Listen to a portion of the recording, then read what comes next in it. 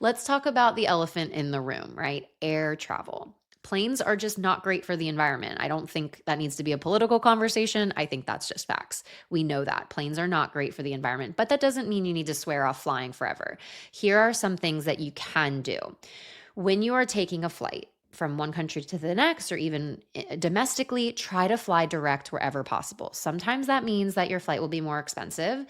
And sometimes that means you might have to drive 2 hours north to get to an international airport to be able to fly direct. But as many times that you have to stop over, let's say you have one layover or two layovers, takeoff and landing burn the most fuel. So if you can avoid having layovers where possible, then you're avoiding burning up more and more fuel that it's going to take to do the takeoff and the landing.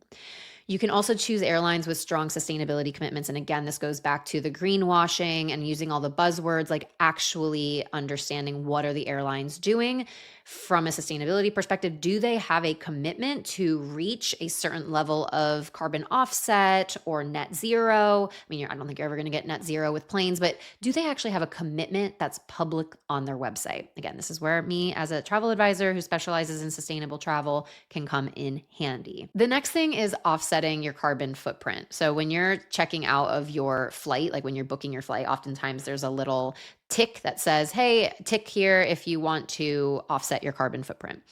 And you're like, does this actually help? Is this $5 actually doing something? Yes, it actually is.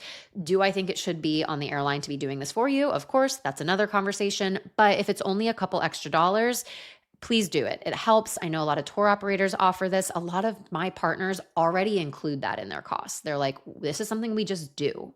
Especially a lot of my partners in the national parks, my partners down in Panama, they already include that in their price. It's just like a feel good factor for you to know that you're supporting somewhere that does that. So choosing operators that do that already, or choosing to offset your carbon footprint by paying a little bit extra money to be able to do that. Then what's really fun, this is my favorite part of this conversation, talking about transportation, is getting creative, right? Okay, maybe you have to take your transatlantic flight from the US to Europe, or perhaps, obviously, you have to fly from the US to Australia. But what can you do domestically in between?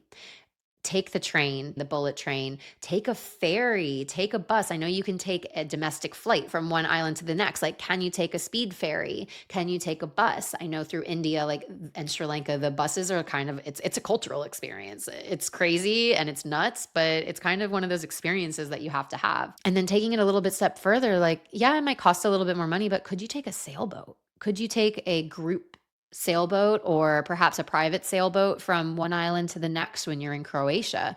My friend Jen Karam, she was on the podcast in February. She owns Anchor Croatia, and they specialize in sailing yacht rentals across Croatia. And my clients are actually traveling from Split through the different islands to get to Hvar. So it's kind of a cool way to see a country. It's a slower way, which we're going to talk about in a little bit. But the last thing I'll leave you with is, I know I mentioned taking a train. Rail travel, train travel is taking off. It is a huge trend right now across Europe, across South America, across Australia. There are some impeccable luxury trains that you can take that blend culture, that blend high-end luxury food and cuisine, and also getting from one point to the next without having to take a plane. If you're looking more on a budget, there's tons of budget trains out there. And it's just, for me, I remember some of my favorite memories were sitting on the Eurail, just watching the countryside go by and seeing the changes from the city to the outer city, to the country, to the full-blown nature. It's just one of those things that I think you really get a sense of the country, and like you're part of that culture while you're on the train. I know there are some destinations where your train trip is a part of the journey. Like, it's an excursion in and of itself. I know from Bergen to Oslo, or Oslo to Bergen in Norway, it's one of the most spectacular views, like, from a train that you'll ever get. I know from Tokyo out to Kyoto or Hakone, you get to see Mount Fuji from the train if you're on the right side of the train. So it's like those types of things. It's part of the trip itself. And so, and you're also becoming a more sustainable traveler that way.